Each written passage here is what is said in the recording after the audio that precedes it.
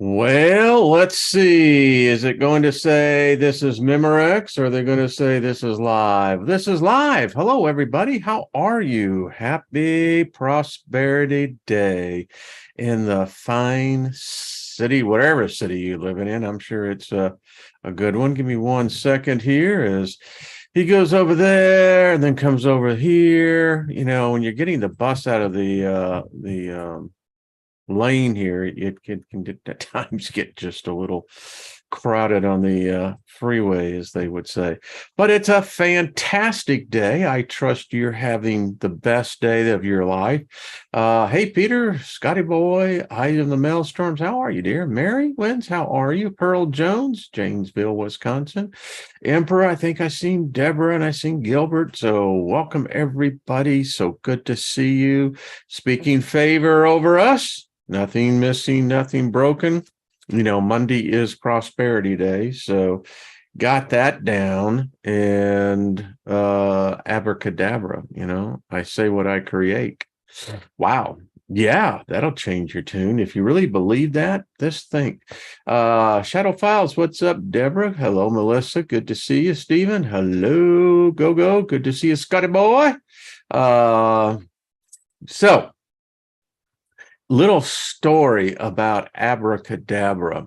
You know, I don't know if many of you are Steve Miller fans, but we all remember the album Joker back in the 70s. And, you know, abracadabra, you know, abracadabra, gonna reach out and grab you, right?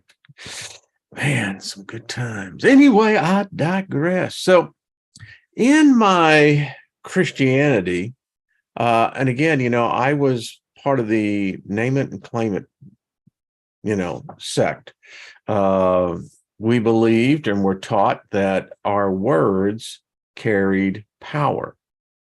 In fact, I believe it says in the book of Isaiah 54, every word that I speak that goes forth out of my mouth shall not return unto me void, but shall prosper in the thing for which I sent it. So we were taught, you know, you just don't speak negative things on yourself. You just don't do that. And you don't do it with others. And anyway, there was a woman who, because faith plays a major role in all of our lives,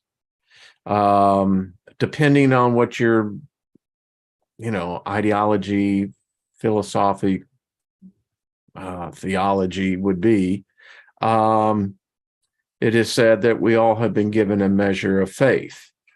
Now, I come from the background where Mark 11, 23, and 24 were huge. I mean, you know, you build a complete ideology just around those two scriptures.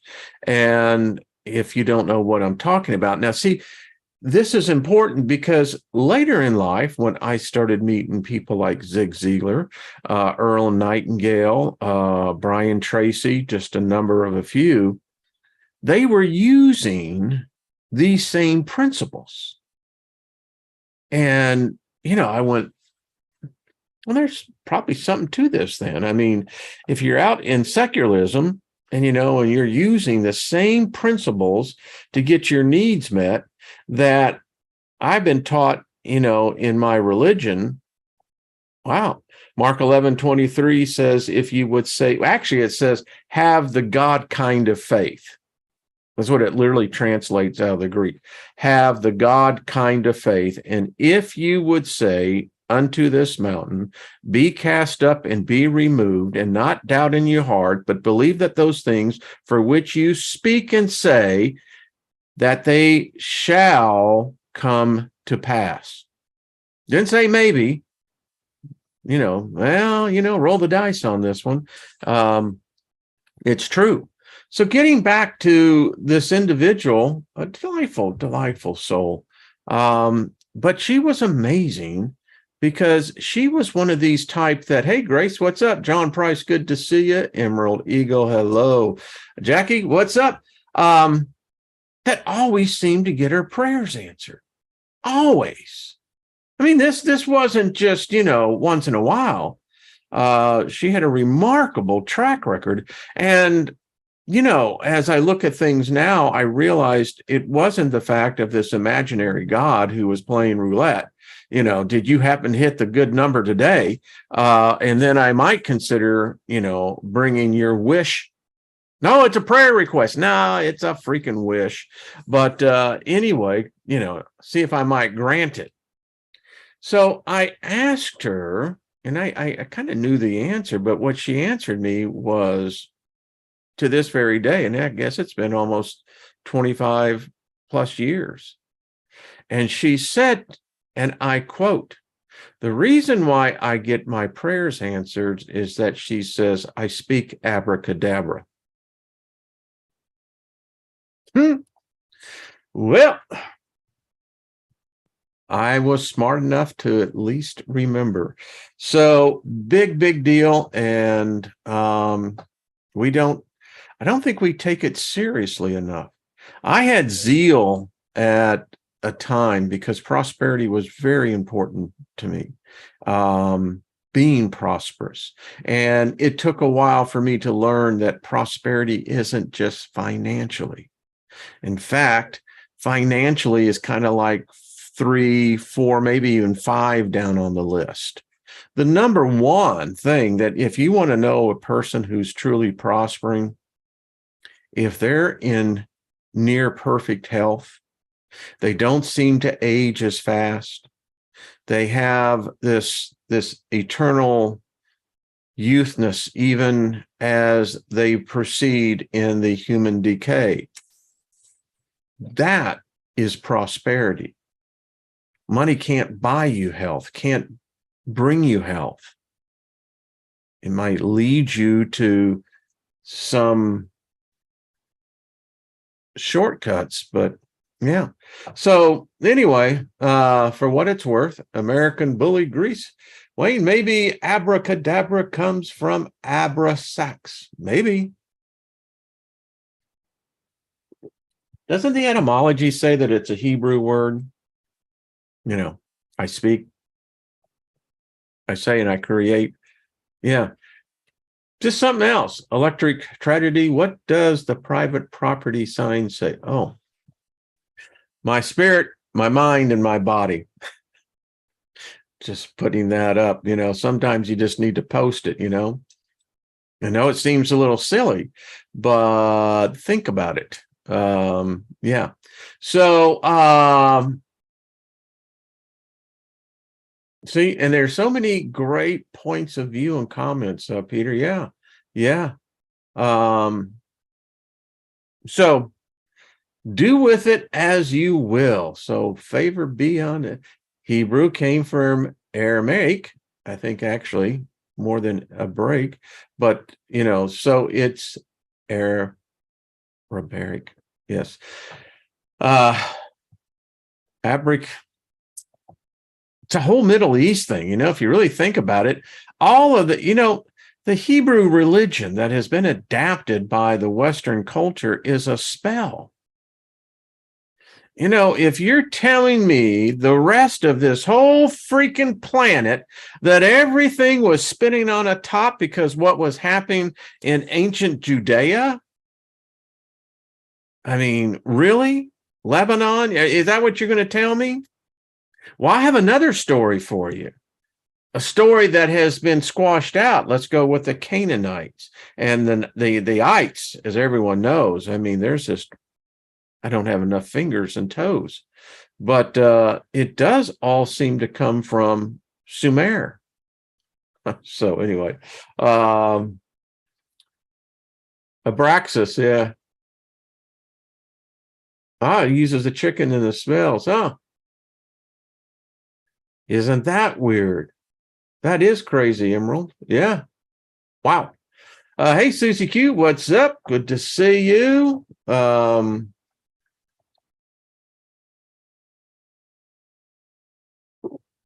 So it works. It does. That's why I speak favor. Doesn't matter whether you believe it or not. I believe it. That's what's important. And, you get past So what's higher than believing? Anyone know? I put it out there as a little poll for everybody. Young Kipper. I'm checking in over the comments and I'm going, what? Knowing. You can believe something, but if you know something, you could say, well, I believed I put my keys over here. But if you say, I know I put them there, but yeah, just conviction. Interesting, Emerald. You got it. Yeah. Knowing it's the top. You got to a knowing, it's the old expression I had to teach myself back in it because I came out of a very negative, illusion, a man-made creation, as they would say. If you learn to doubt your doubts, you'll never doubt your doubts again. Did you get that? I doubt it. But if you will learn to doubt your doubts, you will never doubt your doubts again. So there, that's all I got to say. Robert Garcia, good to see you as well. So, hey, Coke Queen, what's up? Good to see you as well. And then in this world we live in today,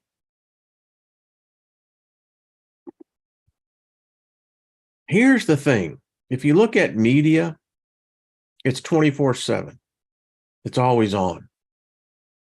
I mean, even when you go to sleep, unless you're in a Faraday cage, we're inundated with microwaves 24/7. And words are important. There was a time in our culture, not that far distant, 50 years ago, 60 years ago, there was a quiet period. We don't have that anymore. And it's interesting because if y'all remember back in the day, the television would sign off at midnight. There's only 3 stations, and they'd sign off. You could find maybe something on AM, wasn't many choices, FM, even fewer. And so it was the ability to shut down. You ain't got that anymore. And I was writing, and this weekend, spent most of the weekend in the kitchen. We were cooking for people and, doing the bakery thing. I love baking, but digress. But it gets back to this whole thing with technology. We've been taken over by either something that we created or we channeled something in, because it's not nice anymore. I mean, the technology, for the most part, it's not nice. It's not used to the benefit of mankind. It's used to enslave, trap, steal, degrade, censor. I mean, the internet is a prison. It's one that I personally think that mankind would be better without it, because it certainly turned out to be one fucked up mess. That's all I got to say. It's amazing now that you can actually hear the word fuck now talked on television, on shows, all the time. My, haven't we progressed so much? Aren't we an amazing species? But anyway, hey, Dragon Soul Fox, what's up? Good to see you. Brian and Lori, hello. Anna, good to see you as well. Favor be upon you. Nick, good to see you. Electric Tragedy, I like that. I don't think they completely comprehend what they created in it. You know what? I happen to agree with you. It's a monster. One of the things I can remember, particularly in Bible school, as I look back in my mind, should have never been amongst those people, because what I did is absorbed their information and look at where I'm at now. But in any case, I digress. But it was always this concept of this God thing that it was always watching. Well, that's an indictment in itself. It was always watching, and it did not choose to interfere or to divert, et cetera, et cetera. Well, that brings up a lot of questions. But anyway, I would sit there and often wonder, okay, because you see, that's how they get the control. Well, God is watching all the time. Well, then he is a pervert. He's a voyeur. And apparently he gets his rocks off on other people getting their rocks off. I mean, that's what it appears, as the Stones had their albums. Get your rocks off. Hey, David Barry, good to see you. Well, I hope you're having a great walk, my friend, for sure. But anyway, so, and that's how you teach kids.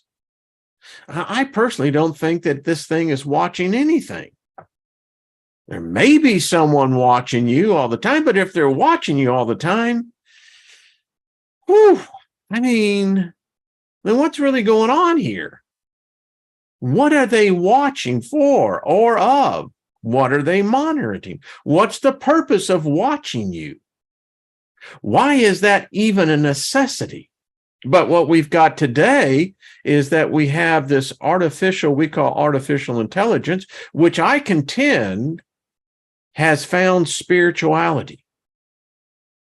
That's just my personal belief, but I believe the evidence is there, as I have said many times on the nearly 9 years on this channel, really, close to 10, that if AI, the internet, this thing that and listen, I know, it's, the idea of a server. Have you ever heard, thinking, why did we call them servers? Because they're servitudes. It's a different type of elevation of creation that's not necessarily what we would call compatible with the analog world. It took us over. We're in the, digital. We're dynamic, not static. And what we do is that we create servers. We have server farms. Each server, is programmed into whatever its servitude is going to be. Now, you think about all of the billions of servers around the world. Wow, that's some pretty heavy shit, man. I don't care who you are. I mean, it's here. And I don't think I agree with the comment in there that, what do we do here? These servers, they control our economy, our monetary, our healthcare, our national defense. And you've got countries now giving over. So don't tell me words, abracadabra. Wow. I mean, do you realize people in history that discuss like you, Wayne, I have been, what can I say? There are times, I swear I'm back in Ephesus and I'm in the amphitheater and I'm listening to this, well, he calls himself a Jew, but he actually wears the Roman citizenship as a flag of honor. And his name is Saul of Taurus. And he's expounding on this philosophy of the unseen. Someone wrote to me this weekend and said, again, I'm getting a lot of this coming in, that we can't figure out where the Father fits into this situation. Yeah. Paul wrote, he said, when he was in Ephesus, it is quoted that he was saying as he walked down the promenade, and they had along the way, there were these shrines, and each one was dedicated to a god or goddess. They don't like talking about the goddesses. We know that because they got to, deal with the woman. But anyway, And he said, I marveled at, all these gods and goddesses. And he said, and then I came upon the one that said, this is dedicated to the unseen God. And that's who I serve. Well, that's a 180 from Moses meeting God on the mountain, right? God said, you can't look at me and live, but I'll cover your face, your body with my hand and allow you to see my hindside. Now think about this, folks. Little constructive thinking, critical thinking here. So Moses meets this being that comes down in a kivav. It's a spaceship. In one of my videos from years back, I showed you the two Swedes that snuck into Saudi Arabia and actually got pictures of where the supposed, and there's ancient Hebraic writings on the stones and everything else around there. But what was really interesting was, in fact, that Sinai, the mount, is still black. Nothing grows there. So obviously, I think they had a Gual, triangle ship that came down. Now, I'm just saying, and I think SG-1 was there, but Moses said, get the hell out. So they had to get in their time machine and leave. So Moses is now meeting this God. And so he goes up there and they're taking the mushrooms, man. It's 40 days. I mean, it was a hell of a party. And so Moses finally says, well, no, well, listen, I think it's time that you come out from this cloud. And God says, well, now you can't do that. If you see me, man, your body's just going to. So he says, but I'll tell you what I'm going to do, dude. I'm going to smoke this joint. And I want you to hold it in. And as I walk by, I'll let you see my hindside. So the only thing man has ever seen of God is his ass. Because he acts like an ass all the time. I digress. That's all I can say. Well, think about it. We never did when I was reading that, going, wow, Moses saw God. And then Moses his skin irradiated. It emitted light, That's some exposure to some radiation. So anyway, getting back to where I started in all this. So Paul's saying that that's who he worships. That's what he wrote about in all his letters. Well, then where did this character come from? Hey, Raven Kiefer, good to see you, my friend. I know I got an email from you. Harry, good to see you.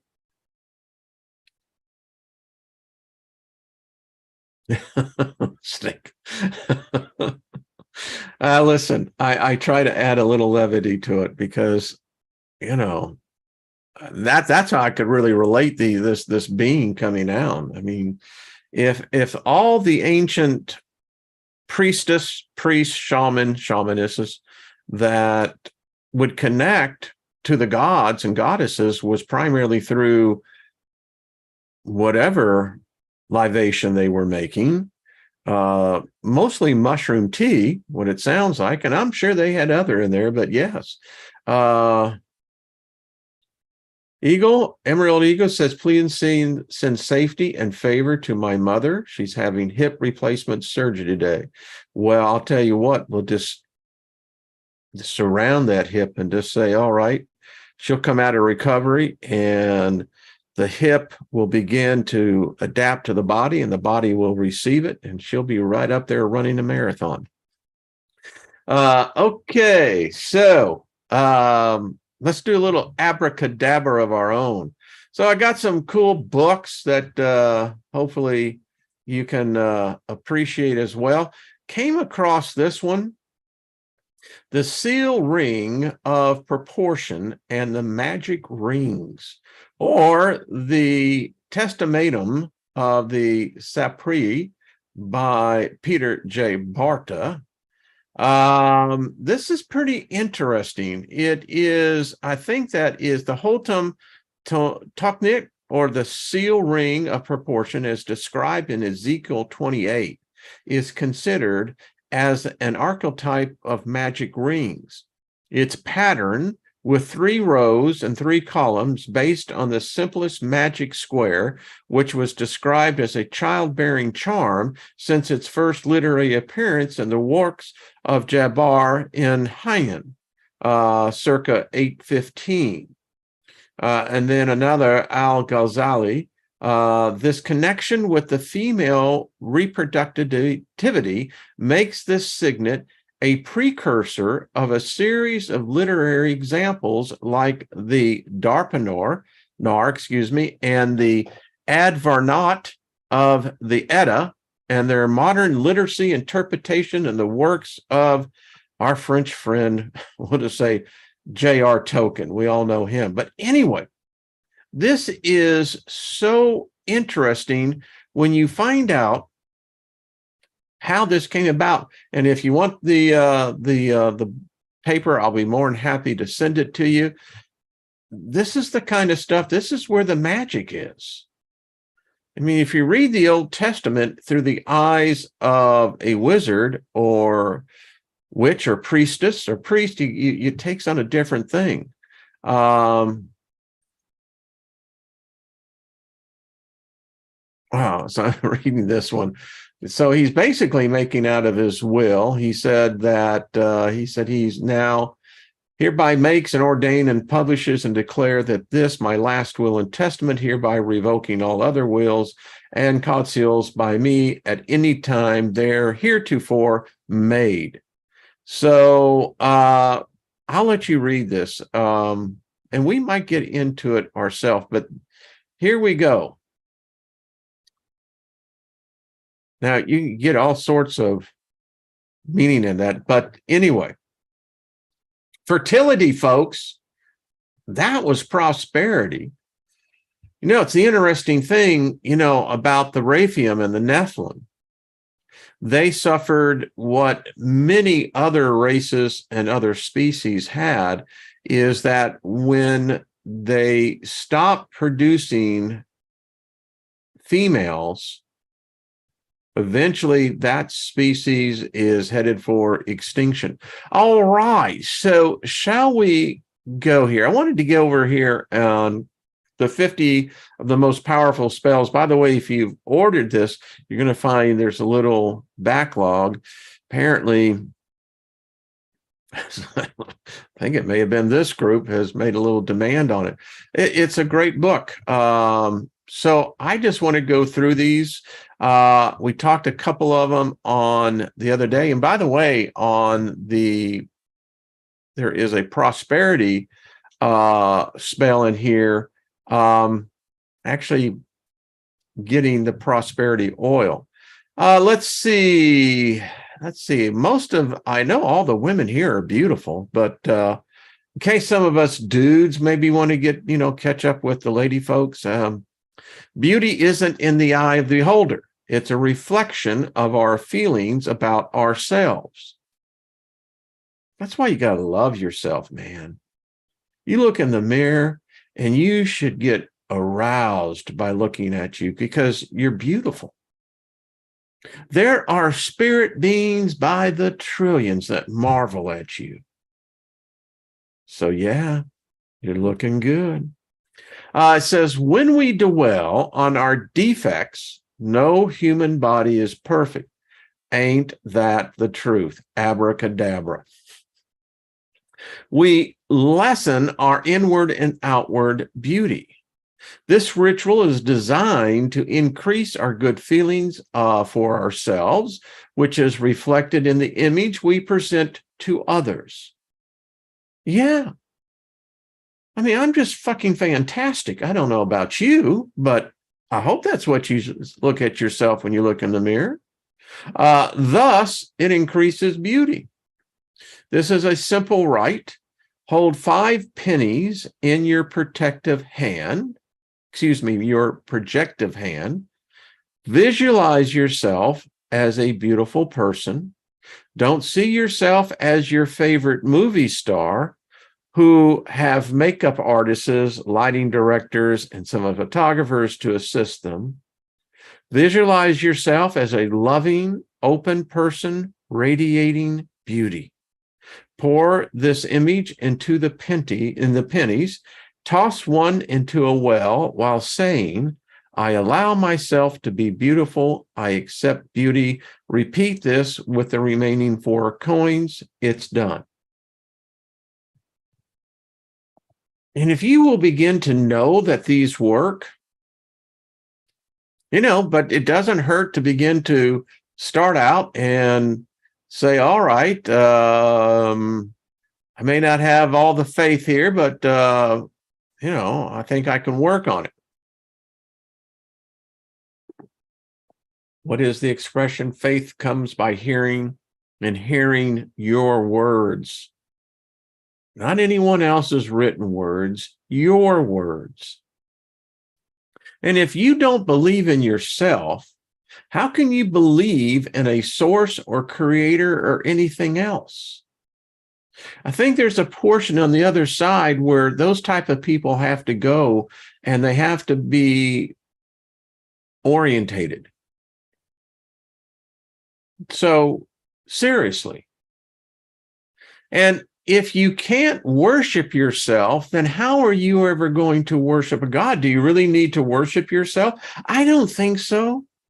I think you can just be in awe and marvel in the fact that you are. I mean, look at you. You look beautiful. You're that same child. You're that same teenager. You're that same person when you were 20, 30. I mean, nothing has changed. You are ageless and timeless. Then the next one is an attraction spell. We're just going to flip through here, and if it gets us, then we'll stop and look at it. Driving away evil. Demons and evil spirits could be forced to leave a person alone if the following spell was written on parchment or paper, which was to be kept close at hand at all times.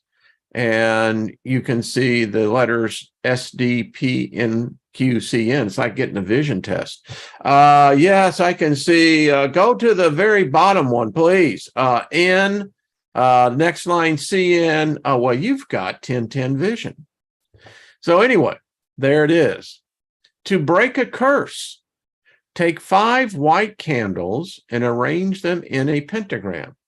Place a black candle, which symbolizes the curse, in its center. The ones afflicted by the cursed must speak the words revealed here. And I think this could also go with potentially if your body's being attacked. Your soul, your mind, right? Evil curse that blights out lives, be lifted now and flee. These candles, light, overcome the dark, from its grasp sets us free. For success, here's the one that you can actually get. It says, steep in a bath of bowl full of leaves from 3, 4, or 5 of these: marigold, celery, mint, grass, nasturtium, parsley, fennel, and cress. Calendula, telenina, what is that? Menta celebra. When the brew is green and the steam is sweet, lie in the water and thrice repeat. I shall bathe, I shall be as green and strong, good herbs as thee. Draw me favor, draw me fame, draw bright honor to my name. Rise from the water, thrice empowered, wear those virtues you have conjured. I'm not sure how much you would make of this, but it's cool. I could see that too. Let's see, a safe return, to be revenged on one who has done you harm. Well, I think there's another way of doing that as well. You can just surround them with favor. You know, the old expression, kill him with kindness. Let's see. Number 11, a spell for protection. Sit or stand before any fire. Look into the flames or flame if using a candle. Visualize the fire bathing you with glowing, protective light. Productive as well, yeah. The fire creates a flaming, shimmering sphere around you. I can see that one already in my spirit mind. If you wish, say the following or similar words. Craft the spell in the fire. Craft it well, weave it high. Weave it now of shining flame. None shall come to hurt or maim. None shall pass this fiery wall. None shall pass, no, none at all. Repeat this simple yet effective ritual every day when in need. Purification ritual, which would work for any type of spell that you would be wanting and being basically go through the purification rituals. You know, it's amazing. We do the same thing in church. You don't realize, but yeah, there is a purification that's taking place. Again, I learned my initiation into the occult from 50 years in Christianity. All right, so materials needed. You need a white candle, fireproof vessel, paper, writing utensil, purifying oils, and blanket. Begin the ritual by taking a hot bath with purifying oils added to the water. Oils to try would be lemon and eucalyptus. Wow, that would be, well, you can almost feel it into your sinuses, can't you? While the white candle lit in the bathroom with you, visualize the negativity leaving your body and mingling in the water. Yeah. This one may sound familiar to others. Yeah. Visualize this negativity being cleansed and returning to you in a positive form. Once you feel calm and at peace, dress in a special robe or article of clothing. If any of you own, ritual robes, this would probably be appropriate. If you choose to remain in your birthday suit, that is also fine as well. The favor cleansing, I tell you in that, you should do that one in the nude. Why? Because these clothes can pick up energy.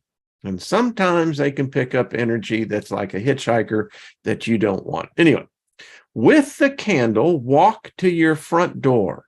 You will be purifying each entrance to your home, moving clockwise throughout the house or apartment.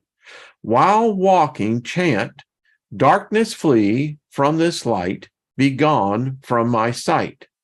Once all entrances have been purified, find a comfortable place in your home to finish the rest of the ritual. In this place, you should have enough room for you to lay down comfortably. It is also necessary to be within sight of the white candle. So pick an area where fire hazards would be at a minimum. Yeah, I would say that would be a big one to make sure on your list. Okay, let's continue. Once all entrances have been purified, find a comfortable place in your home to finish the rest of the ritual. Okay, excuse me, I'm rereading it. You will first need to cleanse yourself of any negative emotions that may have built up over the years. Yeah. Write down these feelings on the paper. Be honest and specific. Do not stop until you feel you have expressed it all. Once you are done writing, use the candle to light the paper on fire. Again, make sure you're not going to set off the fire smoke detector a whole bit. Place this in a fireproof vessel and watch it burn. coffee can, etc. Visualize the cleansing of the fire and a new and happier you rising from the flames, and chant the following. Fire burns away old, makes way for the new. I release my pain. I release my guilt. All pain is consumed. I am reborn from the flame. I am light. I am love. I am renewed. So mote it be. Sounds to me like that abracadabra. All right, wrap yourself in the blanket as if in a cocoon. Be sure to leave an opening for your mouth and nose. Lie down and feel yourself relaxed. Feel yourself sink into the earth. Tonight marks the beginning of a new way of life. For a beginning to occur, death must also. Feel yourself return to the earth. Become part of it. Nourish it. Pour out the last of your pain and suffering. Let the Lady and the Lord comfort you in this dark place. Do not force things to occur. Simply allow emotions to take control. You must purge the pain and suffering and allow the happiness to guide you. Listen to all that you hear. Take note, for there are important lessons to be learned. Once you feel yourself free of the pain and being guided by peace and happiness, begin to wiggle out of the blanket. Do not unfold or unwrap it, but will out of it as if it were the birth canal. Sounds like Trina cutting herself out of the snake, doesn't it? Remember, you are being reborn. Once out, survey all around you. See the positive. See the peace. Be sure to thank every presence that helped you to be reborn. That's a pretty good spell, if you ask me. I think we could all do this. Wow. Here's a very popular one, money spells. I have people ask me this all the time. And folks, I'll say this to you again. There is money. Money is not what is in short supply. If you study success and study money, there's more magic involved in this than what you could ever imagine. So let's see. This is number 13, great lucky number. Money spell. Said while making 9 knots in green of a 13-inch silk cord or ribbon. I got one right over there. By knot of 1, my spell begun. By knot of 2, plentiful, fruitful work to do.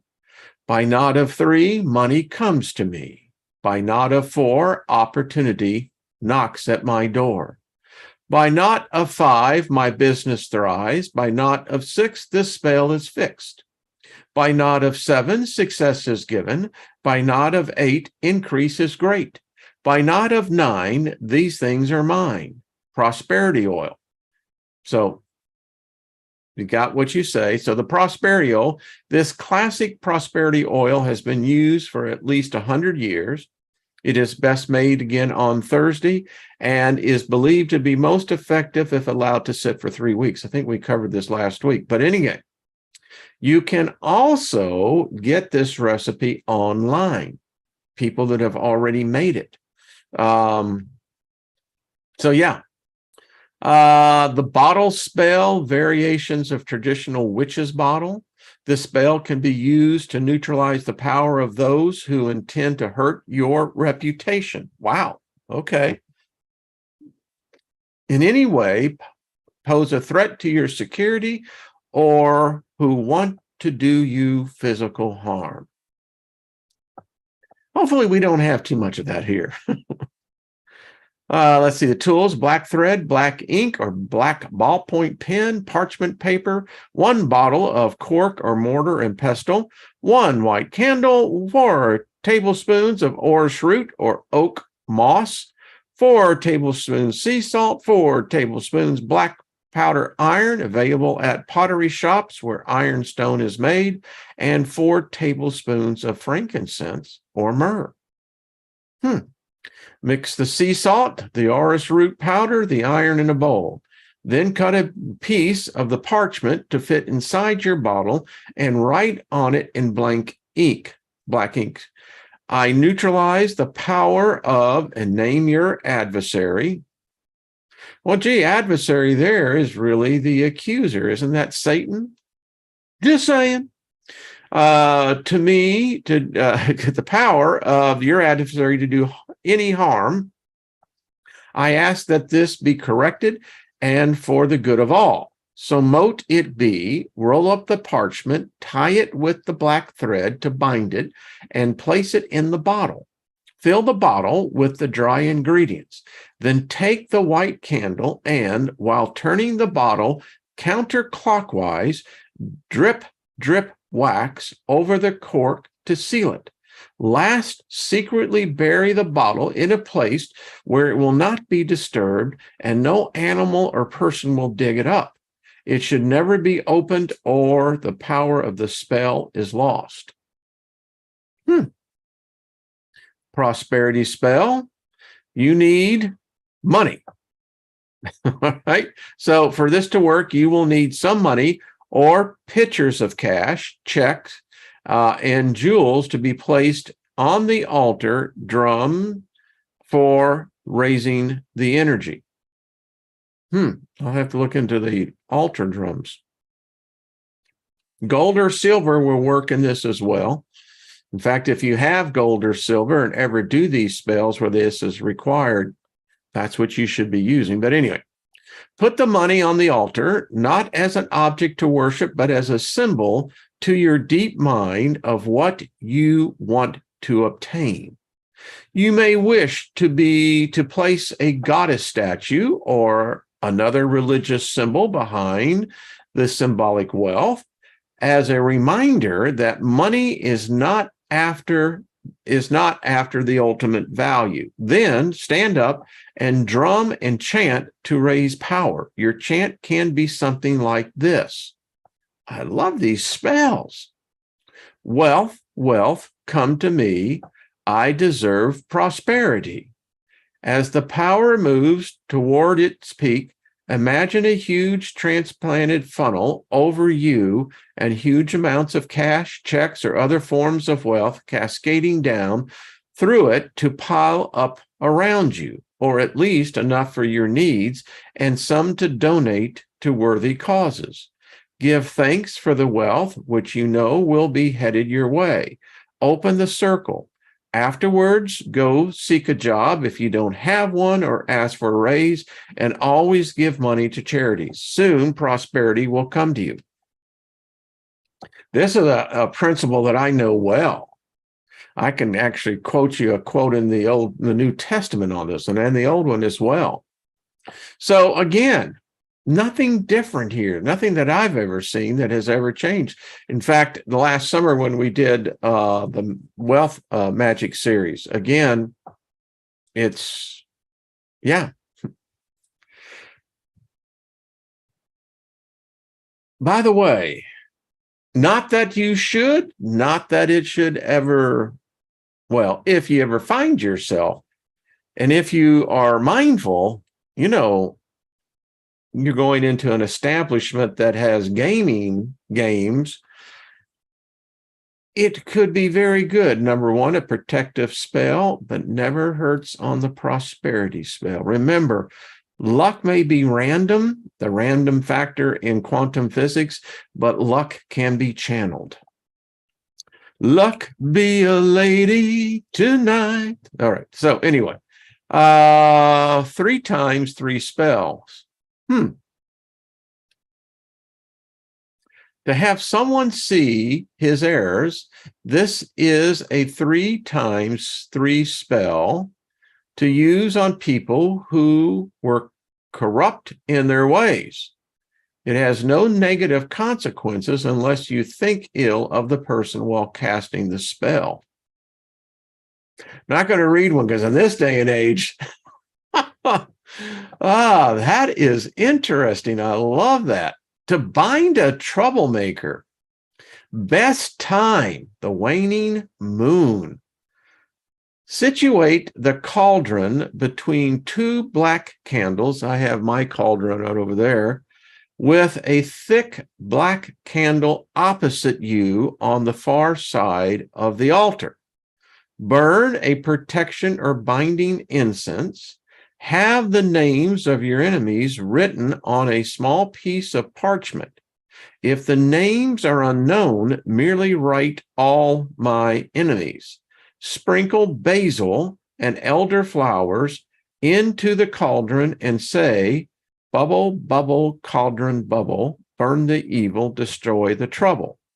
Ignite the parchment from the central candle and drop into the cauldron. Take up the wand and stir the air above the cauldron while chanting, darkness ended, control is done, light is come, my battle won.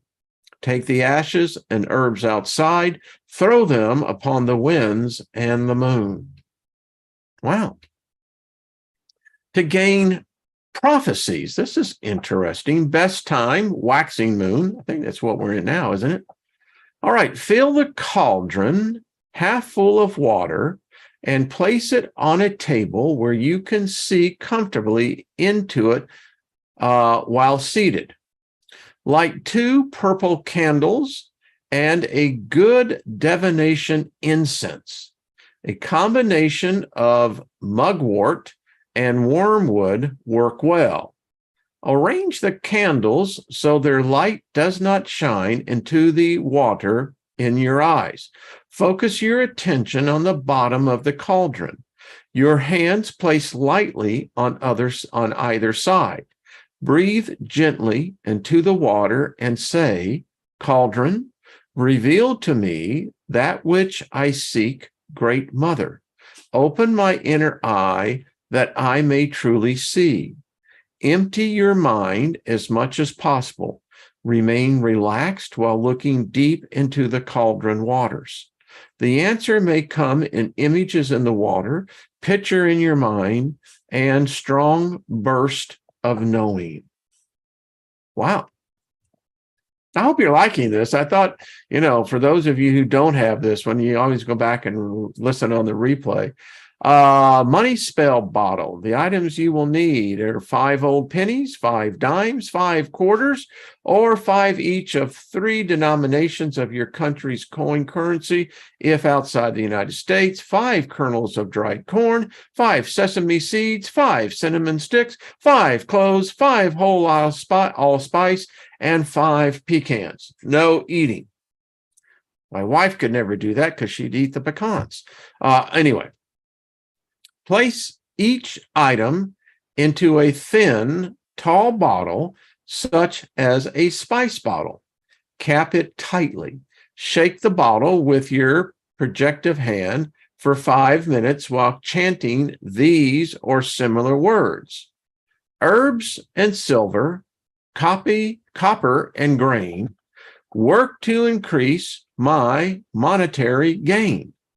Place the money spell bottle on a table somewhere in your house.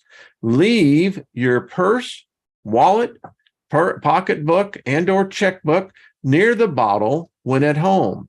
Allow money to come into your life. It is done. I could say more on this one, but I won't. But this could be applied to so many things. Be creative. Let's continue.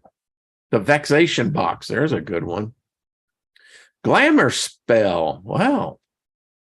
You will need 1 wine glass of water, 1 pinch of salt, 1 red candle, 1 light blue candle, 1 red rose, no scars or imperfection for best results, 1 round handheld mirror.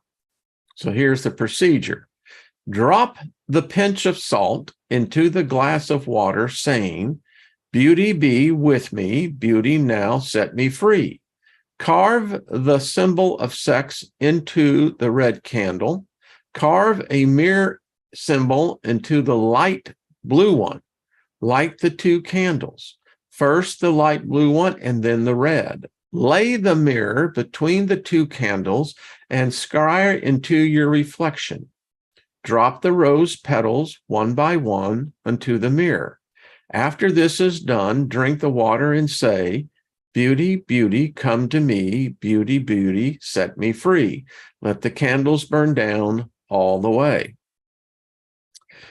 Spell to restore peace to an unhappy home. The tools you will need is one black candle, astral candles of those in the home, yellow-green candle, light blue candle, deity candle, example, white and black or gold and silver, incense, frankincense is good, a votive candle, white is good.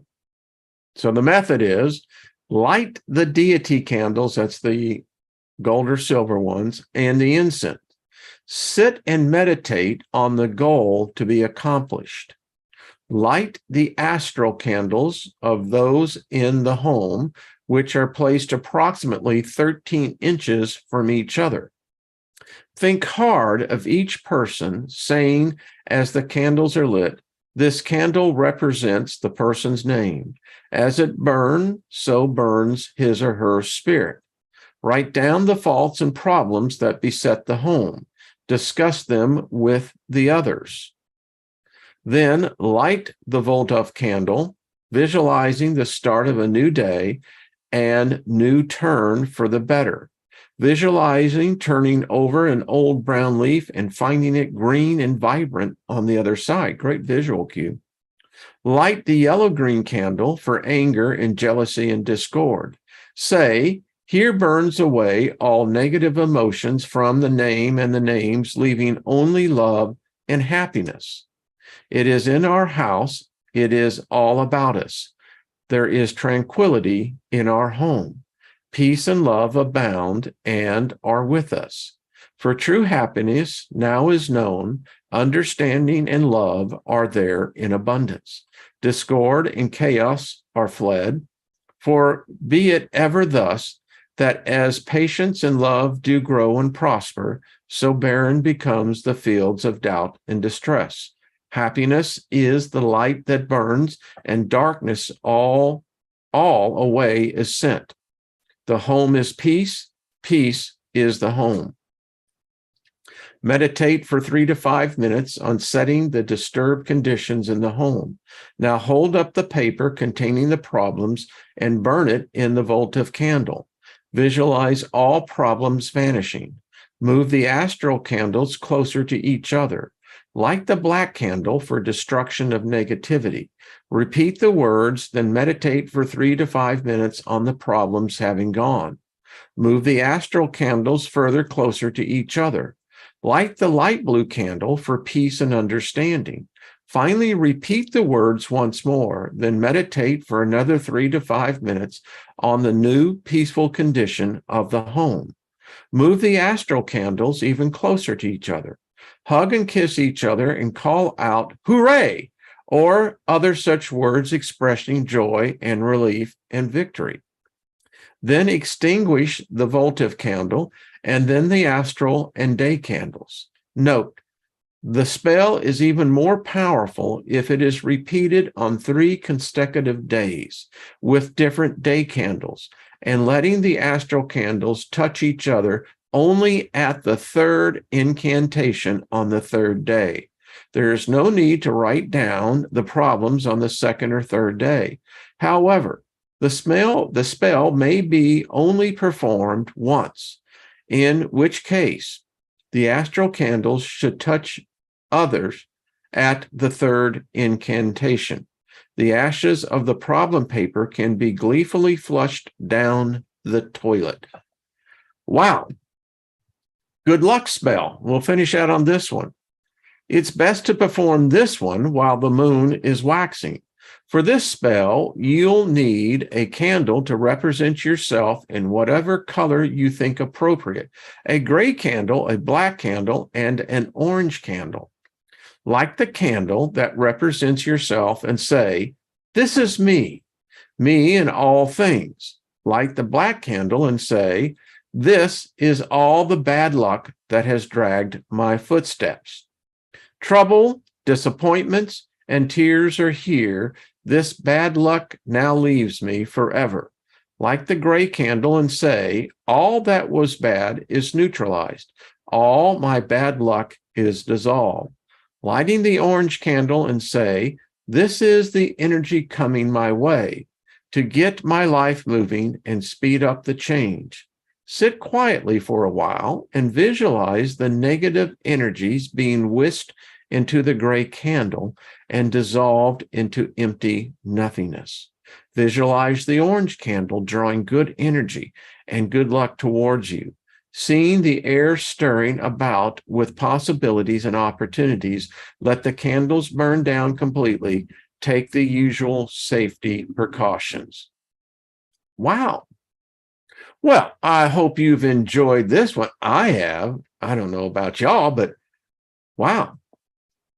Hey, a little bit of solutions, get all the bad news all the time. Well, we might have something there. I love this. I'll have to go back and check the chat room. I didn't get to see it while it was going on here, but it looks like there are some really good comments, and the conversation is great. Yeah. So I'm going to have to read that. So I hope you enjoyed this. I mean, it's uplifting. I mean, we've covered some pretty heavy stuff here the last 2 or 3 weeks, and this one's just kind of fun. It's like, okay, who keeps doing that? As they would say, who keeps doing that? All right. Hope you've had fun. Mary Wins, thank you, dear. Thinking about you all the time. Mike Rutledge, you appreciate it. So, hey, Blanca, how are you doing? So if you get the book, if you can swing it, then order it. If you need the PDF, let me know. And if you perform any of the spells, let me know as well. Blazing River, how you doing? Good to see you. Raven Kiefer, yeah. Well, Brian, I shall. You do the same.